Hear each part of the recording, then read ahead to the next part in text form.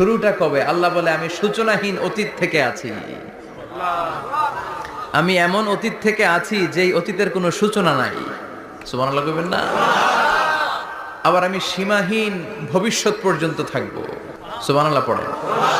এমন ভবিষ্যৎ যেটা সীমা নাই, এমন অতীত যেটা শুরু হয় নাই, তিনি হচ্ছেন আল্লাহ। চিল্লায় বলেন তিনি কে? এজন্য আমরা বলি রাদিতু বিল্লাহি রাব্বা, রব হিসেবে আল্লাহ তোমারে পেয়ে আমরা খুশি।